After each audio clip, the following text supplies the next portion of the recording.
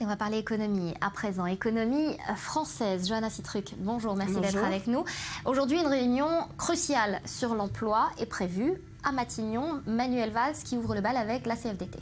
Oui, aujourd'hui, le chômage touche plus de 10% de la population active. Donc pour y remédier, le Premier ministre Manuel Valls doit recevoir ce lundi les principales organisations syndicales et patronales. Ensemble, ils vont aborder toute une série de mesures, des mesures pour l'emploi, pour inverser la fameuse courbe du chômage. Un plan d'urgence que François Hollande avait annoncé lors de ses vœux le 31 décembre dernier. Écoutez. S'il y a un état d'urgence sécuritaire, il y a aussi un état d'urgence économique et social. La lutte contre le chômage reste ma première priorité. Ce sera l'objet des textes préparés par le gouvernement pour simplifier le code du travail, instaurer une nouvelle sécurité sociale professionnelle et saisir les opportunités économiques offertes par la révolution numérique. Alors, la lutte contre le chômage, le mot d'ordre est lancé. Concrètement, quelles sont les mesures qui vont être mises en avant ? Alors, on en connaît déjà quelques-unes, comme par exemple une prime à l'embauche pour les TPE, les PME, donc pour pousser toutes ces petites sociétés à embaucher, à recruter davantage de travailleurs. Il y a aussi la relance de l'apprentissage, donc ce qui permet aux jeunes de s'insérer progressivement sur le marché de l'emploi. C'est une sorte de transition en douceur.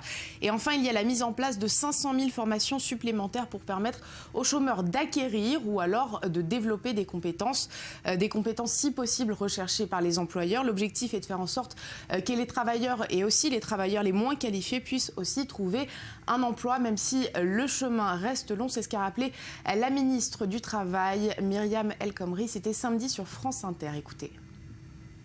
La croissance avec 40 000 créations d'emplois, ce n'est pas suffisant pour faire reculer le chômage, notamment pour les personnes qui sont les moins qualifiées, parce que nous avons en France un chômage de peu ou pas qualifiés, près de 2 millions de demandeurs d'emploi qui n'ont pas le niveau bac, près de 680 000 demandeurs d'emploi qui ont un niveau inférieur au CAP.